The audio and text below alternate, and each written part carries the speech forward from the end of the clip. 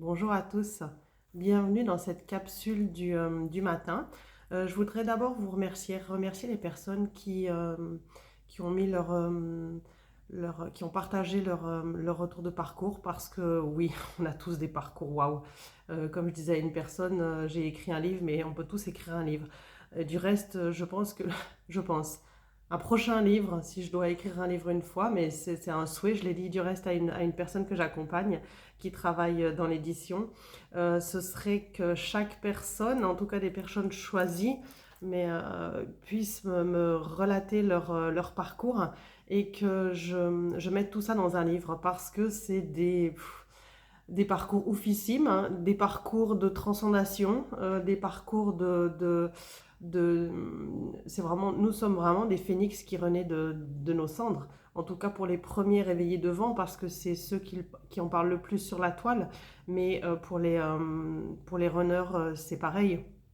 Eux, il y a un avant, un après dans ce parcours. Et merci, parce que dites-vous bien que heureusement que ce parcours m'a fait travailler mon énergie yin. Parce que quand je prends mon yang, je suis vraiment une leaduse. J'ai toujours été consciente de ça, hein. Après, je ne l'ai pas toujours assumé.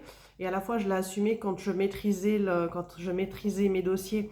Je me souviens qu'en étant déjà à la protection de l'adulte et de l'enfance, j'avais à cœur de défendre les gens et malgré que tu puisses être au tribunal des personnes en prison, eh bien, le droit à la parole, le droit d'être entendu était pour moi est primordial et que appelons un chat un chat. Et je pense que oui, si parfois, enfin, avec toute humilité je dis ça, mais je pense que s'il y a des résultats quand les personnes viennent chez moi, c'est parce qu'à un moment donné, on ne peut pas se leurrer et, euh, dire à l'autre ce qu'il a l'envie d'entendre. Parfois, eh bien oui, on a besoin de dire à l'autre avec toute bienveillance et amour ce qu'il a envie d'entendre et ce qu'il a besoin d'entendre.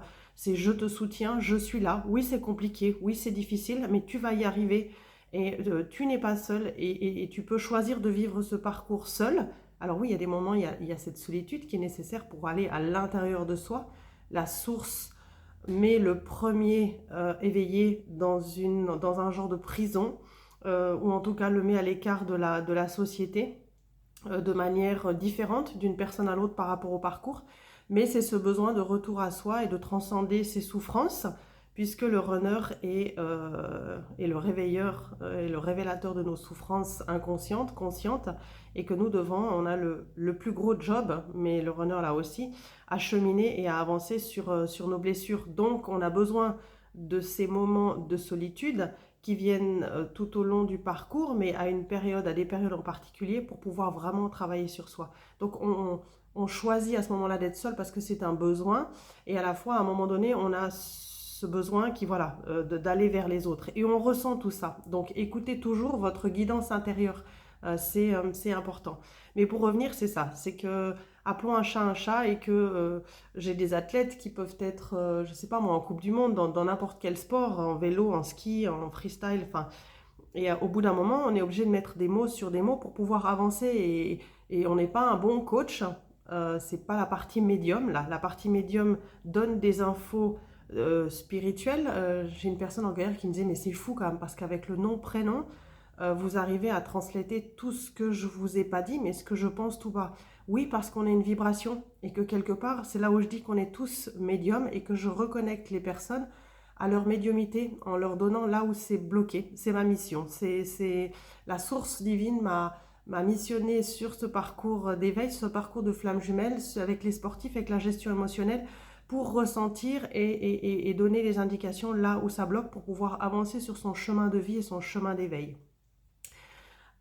Et du coup, c'est vrai que eh ben, chez les sportifs, je peux pas, quand on me dit, ben, moi je veux faire les Jeux Olympiques en 2026, à un moment donné, la partie coach, on a besoin d'être smart, spécifique, mesurable, atteignable, réalisable et d'être encadré parce que c'est aussi ce que la personne, elle vient chercher dans le coaching. C'est mettre des priorités, c'est se poser des questions sur, bah, comme ma dernière vidéo, qu'est-ce que la complétude? Parce que la complétude pour moi, la complétude pour quelqu'un d'autre, elle sera différente. Qu'est-ce que l'injustice? Qu'est-ce que c'est que la langue de bois? On a chacun notre cadre de référence et notre carte du monde. Et c'est OK. Et quand on accepte de se dire que OK, en fin de compte, moi je vois la vie, le monde et certains mots, voilà, comme ça, je les interprète comme ça, eh bien c'est OK que d'un coup on soit 10 autour d'une table et qu'on ait 10 cartes du monde différentes et 10 interprétations de la vie différentes. Et ça, voilà, pour moi c'était hyper important de vous le dire et que c'est vrai, j'aime défendre ce qui est juste et je crois que tous les chasseurs ont j'ai plus ce sentiment d'injustice parce que du coup je l'ai travaillé et la vie m'a mis à l'épreuve comme j'imagine elle vous a mis aussi à l'épreuve pour travailler cette blessure-là. Mais pour moi c'est important d'appeler un chat et de vous entourer plein d'amour et c'est pour ça que je fais cette capsule ce matin. C'est que parfois oui, ok, la vérité elle est difficile à entendre. Comment on fait face à cette vérité que l'on n'a pas envie d'entendre?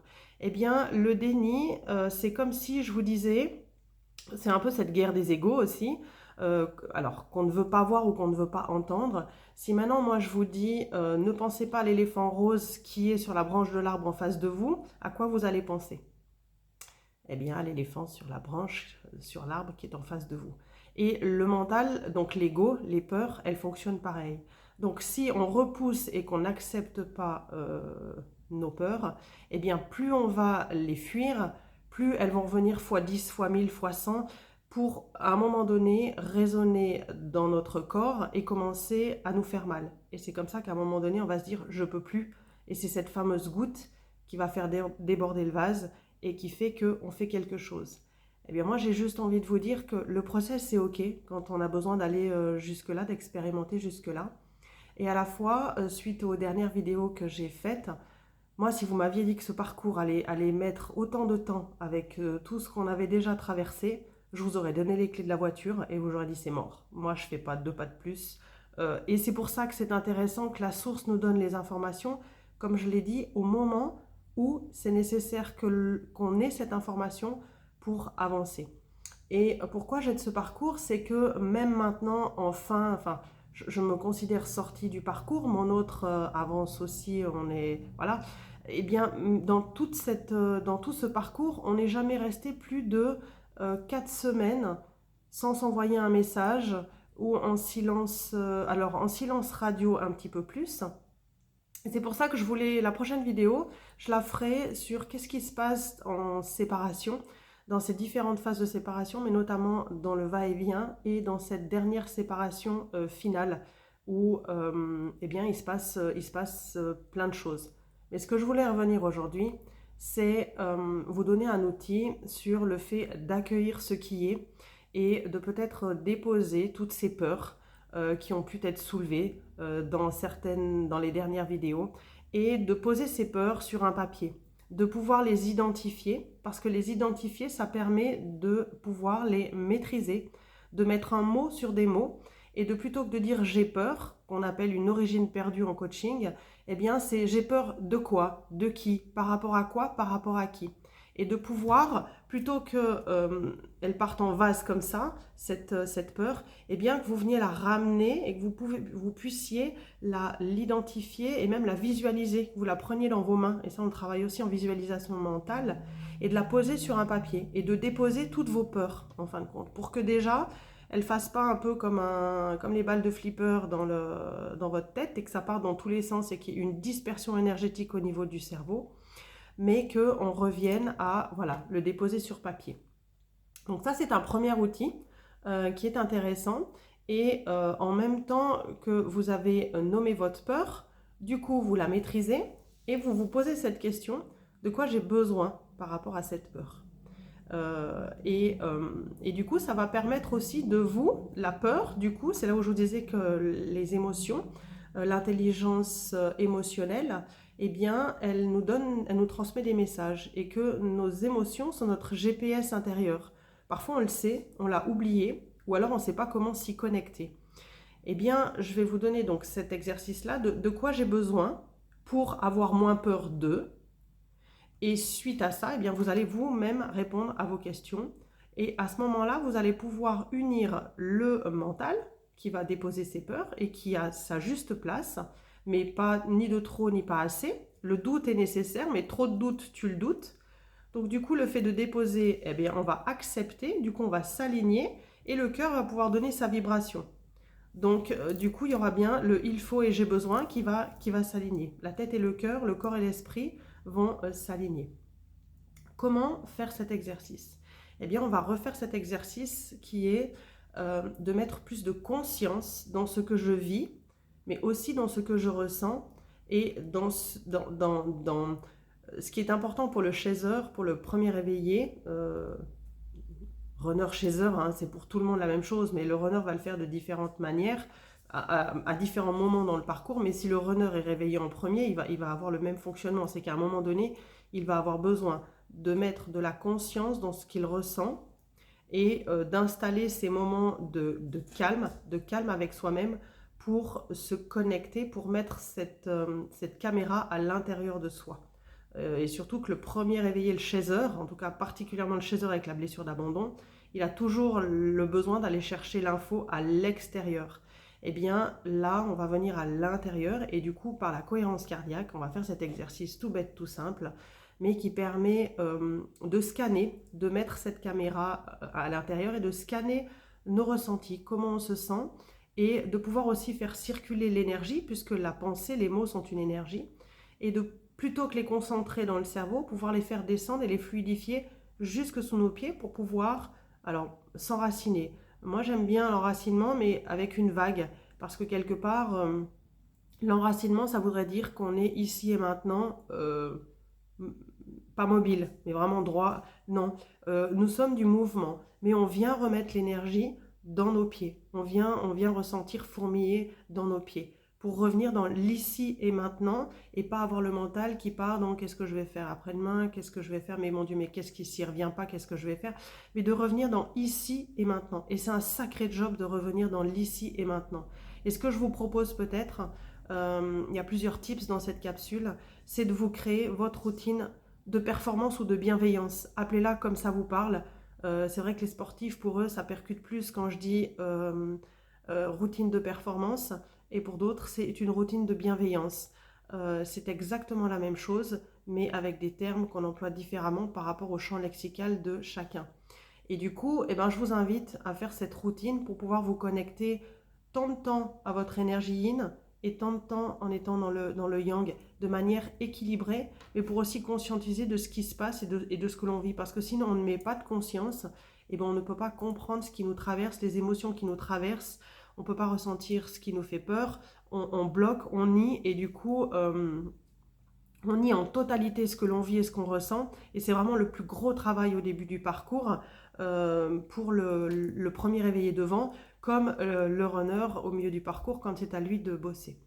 Donc on peut s'asseoir sur une chaise, on peut aussi faire l'exercice debout hein, et aussi couché. Alors la cohérence cardiaque, on ne la fait pas coucher, mais assis ou debout. Et là, je vous propose sur la chaise de simplement fermer les yeux et de revenir à ici et maintenant et de vous déposer, de vous connecter à votre corps, de sentir si votre dos est droit, si vos pieds sont... Vous pouvez enlever les chaussures et être pieds nus et pouvoir ressentir sous vos pieds le sol. Et simplement de se déposer ici, de sentir ses mains posées sur les genoux. Et je vous propose d'inspirer par le nez jusqu'en haut de la tête et d'expirer tout doucement par la bouche. Jusque sous les pieds. Et on continue, on inspire par le nez. Et on expire par la bouche.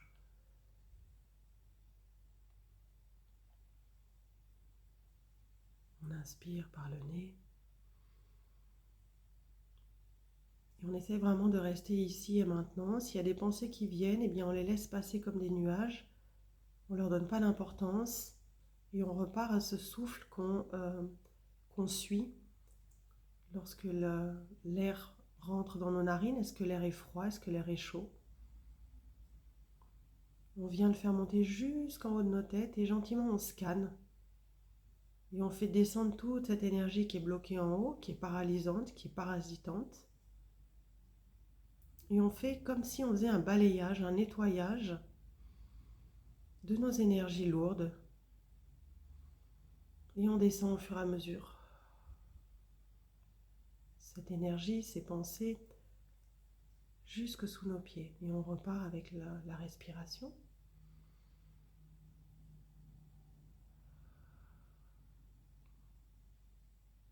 Voilà, et on descend tout ça jusque sous nos pieds. Jusqu'à parfois, on peut aussi voir une image d'être plus ou moins gris. Et au moment où on fait cet exercice, et bien avec l'air, et bien énergétiquement, on vient travailler et on visualise la blancheur de notre être à l'intérieur. Et on se fait comme un soin énergétique, c'est exactement ça, on est capable de le faire. Et maintenant, ce que je vous demande, c'est de nouveau d'inspirer par le nez,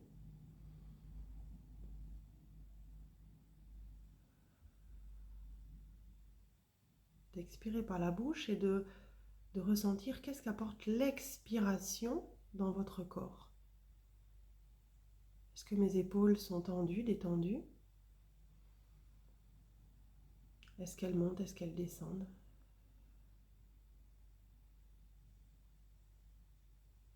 Est-ce que je commence à sentir des fourmillements dans les pieds?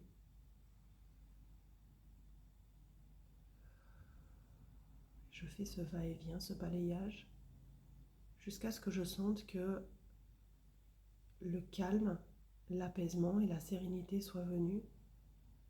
En tout cas, que je l'aperçois et que je la ressens à l'intérieur de mon corps. Et que mes énergies sont équilibrées entre le haut et le bas, entre ciel et terre.